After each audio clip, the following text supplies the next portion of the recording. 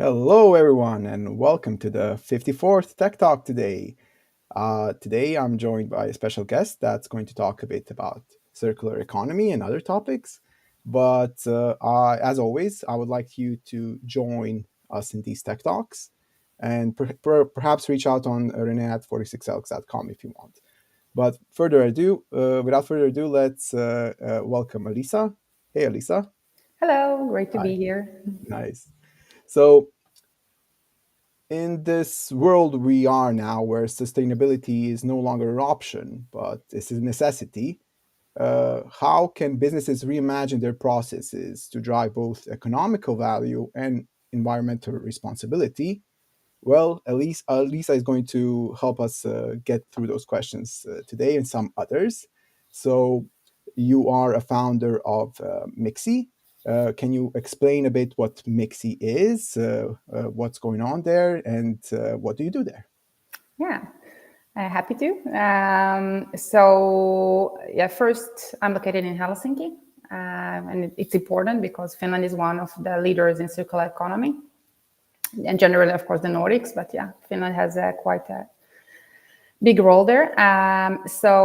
My background is in fact from tech. I was a co-founder in a tech startup, and in some point, I got to know more the world of circular economy. And as I always say, I fell in love. Because it made so much sense. I think that for many of us, and especially let's say 10 years ago, this kind of topics related to sustainability and the green transition were still a bit fluffy, let's say. And what circular economy brings is a very rational perspective on these issues. Because the idea with circular economy is to use the resources that we have as much as possible. That's Nice. in a very, very general way. So yeah, the question is that pops up a lot of the time, and I had this nice intro, right, of having sustainability and business growing. How do we match the two? How do we connect the two? What is circular economy, kind of in a nutshell? Yeah. So, as I mentioned, the goal with circular economy is to use the resources that we have as much as possible and to use less as possible more natural resources. And it's a very broad perspective because it means, of course, that along the value chain that we have of products, we need to make sure that the materials that we use are in this loop. We have this term in circular economy, a closed loop, so that materials flow in the value chain and keep their value as high as possible. So it tackles processes that are related to the design already phase, because you need to design products to be sustainable as possible, which means that you can repair them if needed, you can refurbish them if needed. So really use these different circular practices, as we call them. And kind of going back to what MiXi does, so we were founded because we wanted to involve the business sector as much as possible in this world of circular economy. Traditionally, in Finland and other Nordic countries, the circular economy has been driven mainly by the public sector. So we have, for example, an amazing organization in Finland called Sitra, which was the organization that initiated also the World Circular Economy Forum, which is kind of the circular economy conference in the that it works globally. But they're very focused on the policies and frameworks, roadmaps to circular economy. And with MiXi, we wanted to focus more on the business sector and mainly on the startups. So that's what we do today. And we focus on three different main areas. One is programs, entrepreneurship programs. So we have different programs for different stages of companies. And in fact, now we're just going to launch one of them, which is called Tundra, which is for female founders who have climate tech solutions, and circular economy is one of the areas that we focus on. And it's a Nordic program. For this next program that is starting in November, the deadline for application is already over, but we're happy to get applications for the next programs. So programs, as I mentioned, and the second thing is events. We create different events that bring this world of circular economy, entrepreneurship, and innovation together. So one example is the Nordic Circular Summit that will be in Helsinki on the same week with Slush, which is very exciting because we kind of exactly bring these two worlds together, circular economy and, of course, the startup ecosystem. Welcome to join, because it's free to join. So if you're in Helsinki in mid-November, welcome. And then the third part is more kind of the consultancy part. So we work with startups, help them to build their circular business model, help them to grow, to connect, for example, with corporates and investors.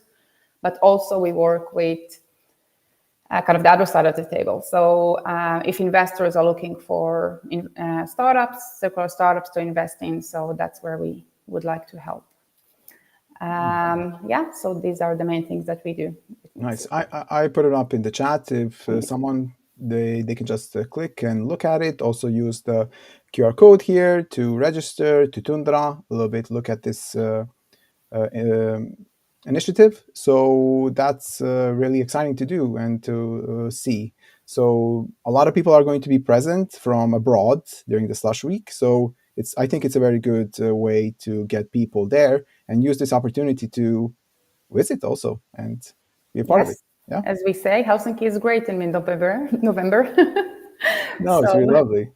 Yeah. So the weather is not perfect, but the great people are here, and we are happy to meet anyone who is coming to the city. No, it's very, the atmosphere is great. It's very hustly, very entrepreneur-like, and you can meet a lot of people during the Slush Week and the week before, after. So I really highly recommend that. So can you kind of, Alisa, share some real-world examples and success stories? It's kind of, I think, easier to understand the concept, any concept, when you hear some good examples. Yes. So, in fact, one of the maybe, let's say, challenges with circular economy is that it's very broad, and there are maybe different perspectives what is considered circular economy. I'm looking into circular economy in its maybe kind of very, very broad perspective. For example, also shared economy. Mm-hmm. So anything that is related, for example, to shared mobility. If we use car sharing, it's considered as circular economy, in my opinion. The same with secondhand. So, for example, we have a great example from the Baltics, Vinted, which is one of the leading second-hand fashion platforms. So there are, of course, a success story, and one of the unicorns in this world of circular startups. It's not anymore a startup, but started as a startup. Mm-hmm. Then another example is Swappy, the Finnish company that is refurbishing iPhones. So they've been selling more refurbished iPhones in Finland than Apple selling new iPhones, which I think is a great example to the fact that it's not only a success story from the financial perspective that we have here a business case and a market, but also that people are changing their mindset, that to buy a phone which is not new one is a great option. So I really like these two options, these two examples. But then, of course, with circular economy, we have also the kind of new materials that are coming. So we have a startup in Finland that is called Betolar, and they're creating a new kind of concrete, which is much more sustainable than the concrete that is now used. All right. So that's what I also like in circular economy, that you have this kind of variety of different innovations and different options to have impact on the environment and exactly like I mentioned, to contribute to the goal of using less and less natural materials. So this is probably the company you were referring to, Beto. Yes. Beto. Yeah. Interesting, very interesting to have. I did notice that my personal experience when it comes to secondhand products that are technical, right? So, for example, iPhones, phones in general, laptops. Usually, what we kind of notice is these big companies buy in bulk, right? Uh, a huge amounts of these phones or laptops or computers, whatever. And then we see a transition of them, perhaps from financial reasons, they get rid of them, right? So it's a very interesting transition from company usage to kind of privately owned, but gets refurbished in the meantime. I think that's what you kind of referred to as right as a good example of circular economy, also. Yes, and in fact, why with MiXi we like to focus on startups is because we see them as kind of change agents. Because of course, for big companies, it's really difficult to change their business model from a linear business model, which is what we are used to a circular business model. But for startups, especially if they're born circular, as we call those that, just they start as circular with a circular business model, they're still new, they are innovative, they are agile, they can kind of focus on the circularity with their operations. And as we see when these early stage companies, they get successful, so then the other companies, which are already established companies, they see, there's a business case, it's interesting, and then there are of course different ways to incorporate these circular business models in their linear business models. But we see, of course, that many of these companies, like Apple or Nokia, starting to think also, they understand there is a market. There are people who are looking for these refurbished phones from different reasons. It can be because they want to buy cheaper phones, but it can be also from the ethical point of view that they want to create sustainable decisions. And they understand that they need to provide these options. And it's, of course, it's driven by a few different things. So one is the interest from the consumers. Another thing is the regulation. So there is more and more EU regulation coming that kind of forces companies to become more circular and to give these options. One great example is a new initiative from the EU that is called the right to repair. So consumers need to have the option to repair their electronic device, and it can be also other devices like washing machines or other products. They need to have the option to repair them in an easy way. So if we are used to exactly what you mentioned, that we use the product, then we just get rid of it, it goes to waste, and then we buy new ones. So there are more and more factors that are changing this kind of way of consuming. So I have kind of detected a couple of things here. So yes, as you said, it's easier, right, to get into the early stages in the company, like startups, right, and influence them to become more circular economy oriented, right? Then perhaps this FOMO effect happens with bigger companies, right, that kind of see this working and want to get into that, which is, I think, a very good approach. And the thing you touched upon is the one thing that I also wanted to kind of look at with you is the challenges and the opportunities in Europe's circular economy landscape. And that is, you touched on one, that is the right to repair, right? So we in EU have this initiative to push the manufacturers to have something be repairable, actually, and to have all of the parts for it after a couple of years. So because without it, this whole thing about refurbishing things will not work, right? So what are the challenges? This is the opportunity, right? Is there any challenges? Europe is known to be more restrictive with some things, right? So what are the challenges? What are the opportunities that you kind of clearly detected in the Europe's circular economy landscape? Yeah. So maybe I'll start with challenges. So one is that, of course, although we see that consumers are looking for more sustainable options, there are the kind of the economy is still very linear. So for many to change their mindset that, okay, it's okay to buy secondhand t-shirt or secondhand phone, or to use car sharing instead of buying new cars. So it's of course it requires us to create, to live differently. So Change our lifestyle. Yeah. It's relevant for consumers, but of course, if you're a B2B company, so then you need to accept to also get the other businesses to take sustainable decisions. Yeah. So this is more kind of from the behavioral aspect, the challenge. Then there is the financial challenge that still often the linear decision would be cheaper than the circular. So, for example, there's a company in Finland that had a project of reusing bricks from buildings. So, when demolishing buildings, they took the old bricks and wanted to reuse them in new buildings.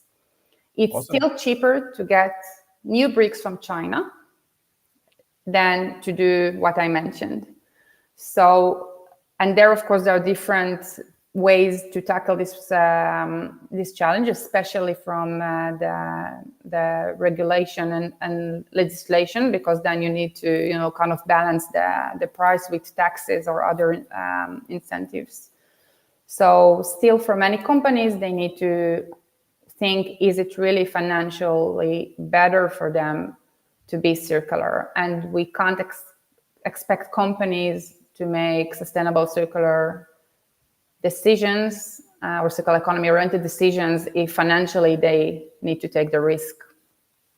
So that's another thing. And then let's say the third one is that it's still quite a new area. So in the last 20 years, a lot has been happening, but you don't have all the frameworks and infrastructure that is required to make your life more circular.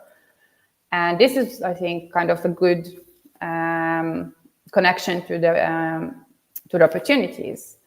Because if companies provide these solutions and make the decision-making process easier for companies or for consumers, for individuals to take sustainable solutions, so then they have, of course, an advantage there.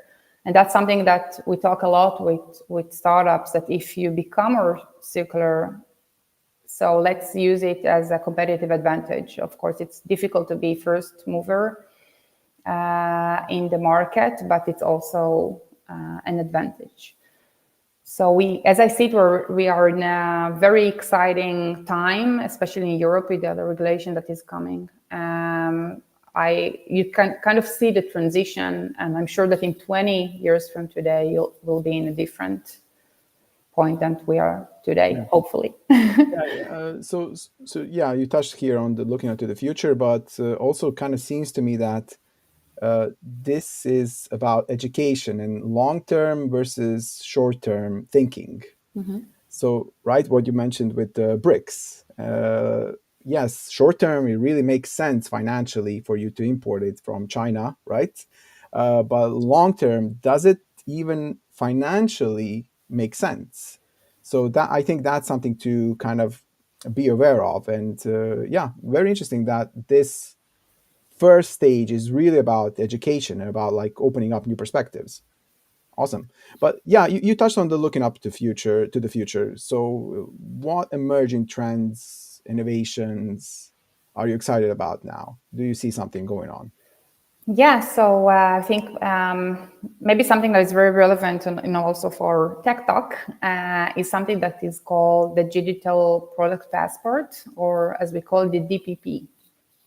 And the DPP is a digital ID that you add to products. So it's also a regulation that is coming from the EU that in the future, every product would have this unique ID that enables then companies and also end users to understand what is the